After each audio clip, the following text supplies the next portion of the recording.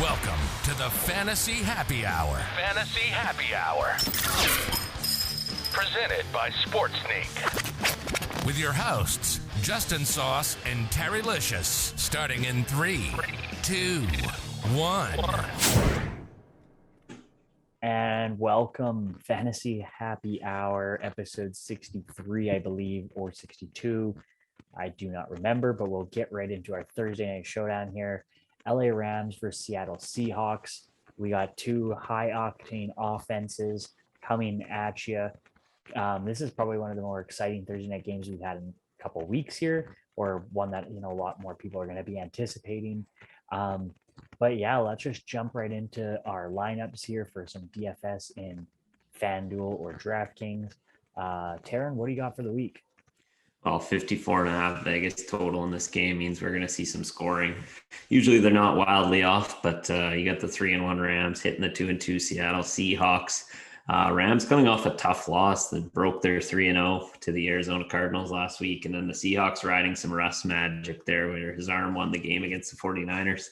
I think this week, we had a comment last week, we're going to change up the format a little bit. I'm going to dive into kind of how I see the game going. So for showdown, I always kind of tell myself a story of how I think that game will go.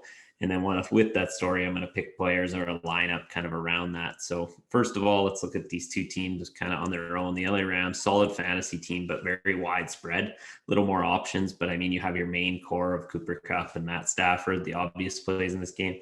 And then you got Seattle, very condensed. You got Russ, you got Metcalf, Lockett, and then typically Carson's playable here and there. And then the options outside of that are kind of more dart throwish.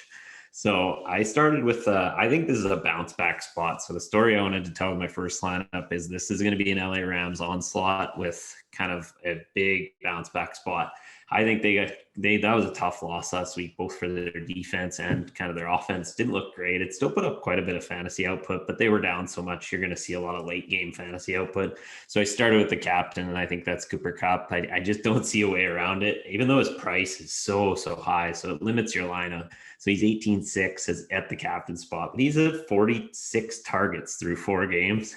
I mean, he's 30 receptions for 431 yards and 5 touchdowns through 4 games. Stafford is like looking for him. Even last week, he had his worst game yet, and he had 13 targets. So, I mean, he's always going to see the ball. It's just how many times can he catch that? And the Seattle defense just looks really, really bad in the secondary. Debo absolutely ripped him apart, even in that win. I think he went for 170 and 2 TDs. So with Cooper Kupp, I thought, I want to stack this Rams D up. I see a defensive touchdown happening in this game.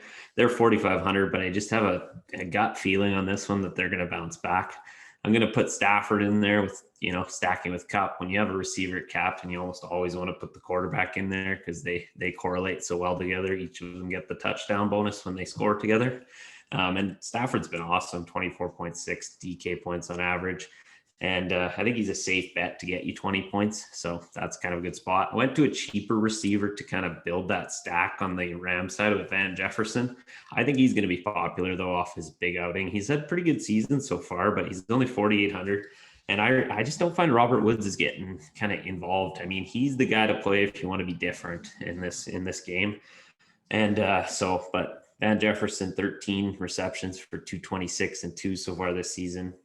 So now that's kind of the end of the Rams side for me. I just want to hop in on that too for Jefferson.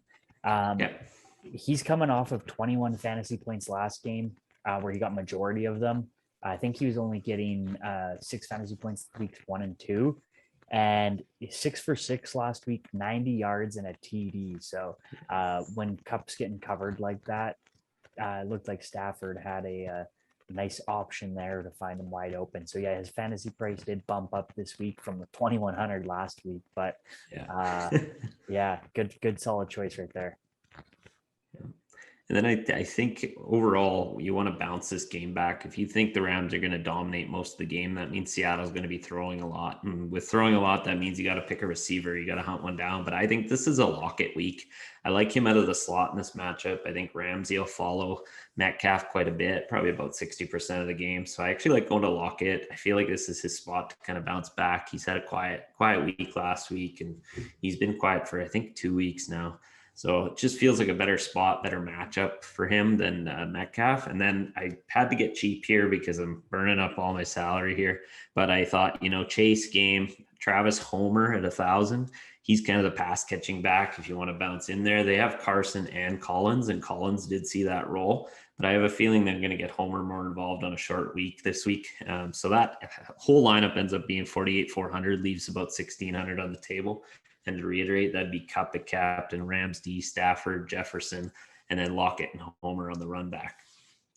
Do you have any more little picks here, Justin, before we bounce into a second version? It's quite a bit different. No other picks to just chime in on. The one thing, though, that you kind of outlined with it being a high-scoring game is Seattle. They've given up 11 sacks this year. Rams have got 12 sacks, so they're kind of letting Russell Wilson eat a few here. But he's just getting the high yardage every single game. And with that being said, too, Seattle also has the worst defense in the league this year with 445 yards allowed per game. So if Seattle wants to stay in it, they're going to have to just rely on that rest in the receiving core and the run game to come through. So. Yeah, so I bounced into a second version of a lineup, and I thought I'd give one that the first one's quite a bit more popular. I think you'll see a lot more ownership on all the guys mentioned, except for maybe Travis Homer. But second one, I wanted to do a lineup where I faded Kupp and Stafford. I mean, this is a very low odds kind of lineup build, but what we saw 2 weeks ago was CMC got hurt early in the game and 93% owned him. So the minute you faded him, it kind of worked out for you. What is that noise?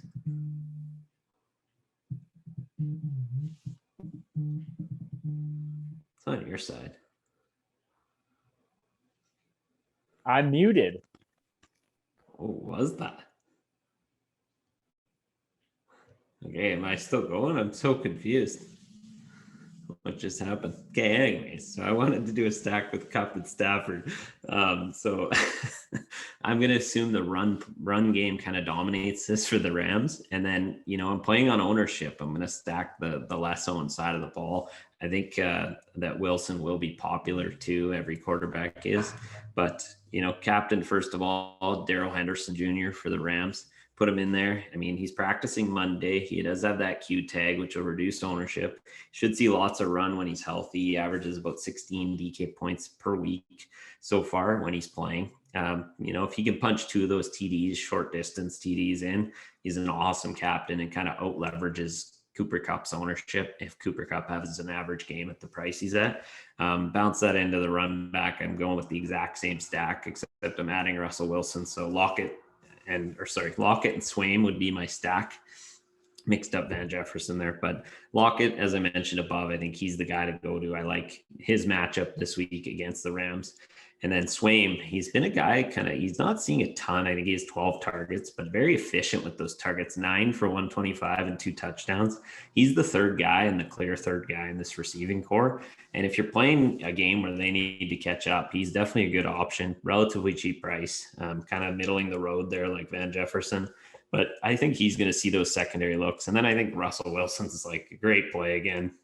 Both quarterbacks are obvious plays, but they're so pricey to get with their best wide receiver that it's so difficult to get him in. But Russ averages 23.1. And then the last 2 guys in, I'm going to take that Van Jefferson shot, fill it with a receiver, have him have a decent game at the price he's at. And then I put in Matt Gay, who's been really good. I mean, give these kickers some love, but I think he's averaged 11 points per game. Only taking 2 pieces of the Rams, which means I think they're going to score a lot more field goals and touchdowns. So I like bringing in the kicker here. And we saw last Sunday there, the kicker actually worked out. This salary only is 47,000. So this is definitely a much more contrarian stack, will be lower owned. And, it's a way to be different in these overmass tournaments. So that's kind of where I went with the second version. Awesome. Yeah. Thank you for that, Tarin. I think that's the way we're going to kind of start leveraging these episodes a little bit, give you guys kind of more of the game script that we were thinking, which is something we kind of was an oversight on our end. We were just kind of assuming the game script the previous weeks. So yeah, we're going to refine that and get that into you. We're also coming down with the Monday Night Showdown video as well. So that'll also be coming out on probably Thursday or Friday. So you're going to be seeing this Tuesday morning or Tuesday sometime or Wednesday. By Friday, the Monday one should be out. So if you're looking for the Monday night showdown, come back. And then starting next week, we're also going to hit the Sunday night showdown as well. And we're just going to knock out all 3 showdown games for all of your DFS needs. With that being said, if you enjoy the video, please give us a subscribe or a like. And let us know who you're cheering for and what your game script looks like, along with your picks in the comments down below. Yeah. And if you see, I went viral with my last video. So that's pretty sick. Peace.